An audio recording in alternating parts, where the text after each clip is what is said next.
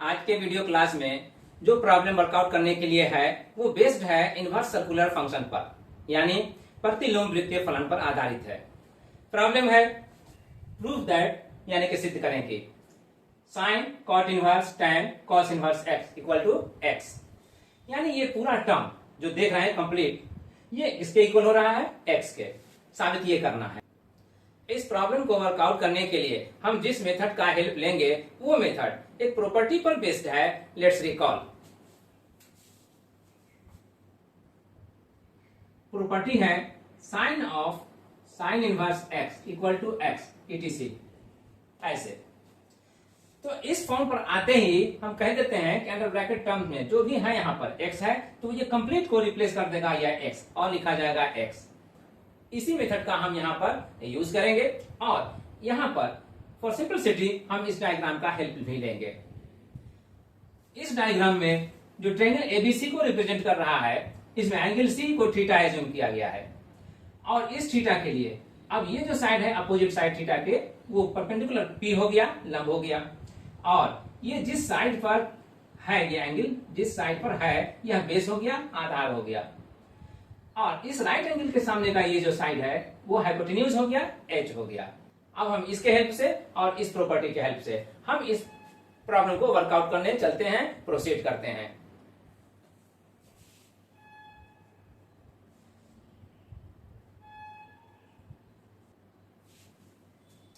LHS part जो यहाँ पर sine cot inverse tan cos inverse x है, उसी को यहाँ पर रिपीट किया है।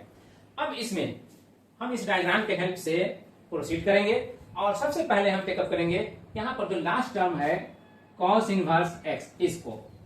तो इस cos इनवर्स x के लिए हेल्प लेंगे और हम यहाँ पर देख रहे हैं कि ये cos इनवर्स x जो एक एंगल को डिफाइन कर रहा है, वो एंगल किसका है? tan का। तो हम अगर यहाँ पर tan देख रहे हैं तो इस cos इनवर्स x को कन्वर्ट करेंगे tan इनवर्स में। किस तरह से?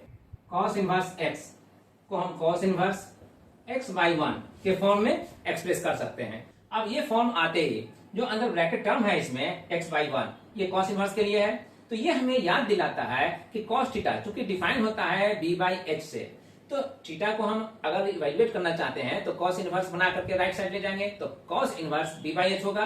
तो ये b by h है, तो b को कौन रिप्रेजेंट कर रहा है? x, और h को कौन रिप्रेजेंट कर रहा है? 1।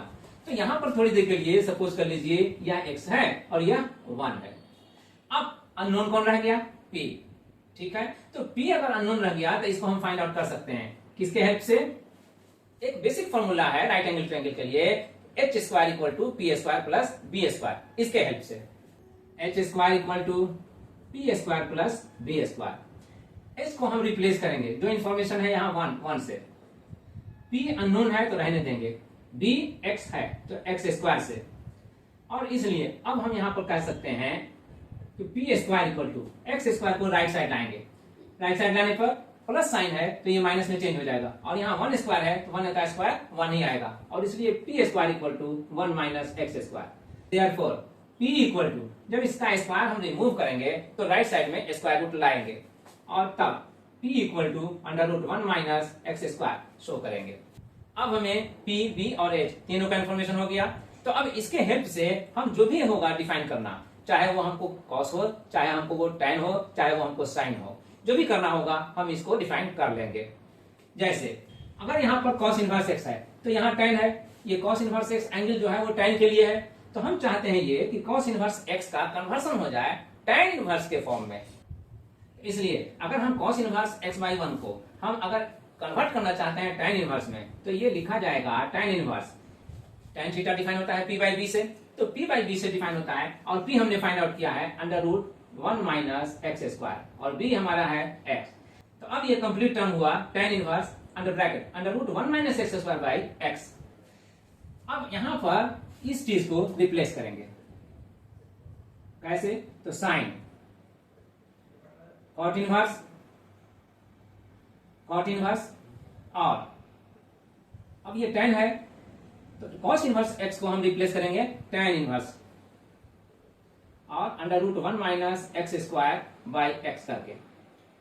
जैसे ही हम ऐसा करते हैं तो अभी मैंने प्रॉपर्टी को रिकॉल कराया था कि sine of sine inverse x अगर आए तो हम डायरेक्टली x लिखते हैं, तो इसीलिए तो अब हम यहाँ पर ये tan और tan इनवर्स आ रहा है, तो tan इनवर्स के साथ tan कंप्लीटली वो रिमूव हो जाएगा, या इस tan के साथ ये tan इनवर्स कंप्लीटली रिमूव हो जाएगा, और ओनली √1 - x² x हमारे लिए अवेलेबल रहेगा।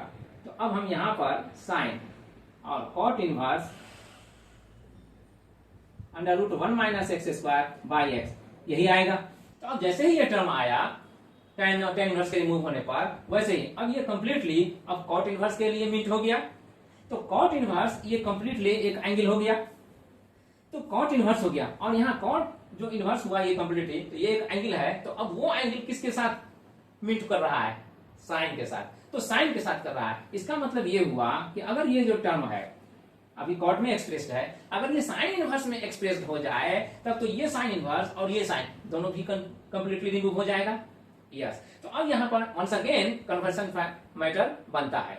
अब यहाँ cot inverse under bracket √1 - x² x जो भी है, इसे हम साइन इनवर्स में कन्वर्ट करना चाहेंगे। साइन इनवर्स में कन्वर्ट करने के लिए हमें साइन के लिए जो थीटा डिफाइन होता है, साइन थीटा p/h से डिफाइन होता है। तो अब हमें p चाहिए और h चाहिए, यही चाहिए। तो अब लीजिए यहाँ पर आइए और साइन लिखिए, और अंडर ब्रैकेट यहाँ पर भी लिखिए साइन, लेकिन अब इनवर्स लिखिए। तो अब साइन के लिए p/h चाहिए इनवर्स में, तो p हमारे लिए कौन है? अब इसके लिए हम जो कॉट इनवर्स देख रहे हैं, इसमें तो हम कह रहे हैं कि कॉट चूंकि b/p से डिफाइन होता है, तो ये जो न्यूमरेटर है वो b को एक्सप्रेस कर रहा है, और ये जो डिनोमिनेटर है वो p को एक्सप्रेस कर रहा है। यस, तो ऐसा है, तो साइन इनवर्स यहाँ पर p अगर x है तो x लिखा जाएगा यहाँ न्यूमरेटर के तौर पे, और अब हमको चाहिए क्या चीज? h। तो h के लिए हम फिर यहाँ पर आते हैं कि h तो यहाँ पर इंफॉर्मेशन में है ही है 1, तो अब यहाँ पर डायरेक्टली 1 हम लिखेंगे। अब इस फॉर्म में आते ही साइन इनवर्स को रिमूव कर देगा।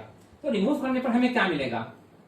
हमें मिलेगा x/1, और x/1 ही x है, इसीलिए हम यहाँ लिखते हैं x, और x लिखते ही जो हमें टारगेट था साबित करने के लिए कि ये कंप्लीट टर्म x के इक्वल है, वो x यहाँ पर आते ही हमें यहाँ पर लिखना है RHS, और हम लिख देते हैं RHS। तो इस तरह से ये प्रॉब्लम वर्कआउट हुआ। इस प्रॉब्लम को वर्कआउट करने में हमने देख लिया कि किस तरह से स्टेप्स को हम टेकअप करते हैं और प्रोसीड करते हैं, और फिर फाइनली कंक्लूड करते हैं। तो इसी के साथ ये प्रॉब्लम वर्कआउट हुआ, और इसी प्रॉब्लम के साथ आज का वीडियो क्लास भी ओवर हुआ। मिलते हैं फिर किसी अगले वीडियो में किसी दूसरे प्रॉब्लम पर डिस्कशन करते हुए। Thank you.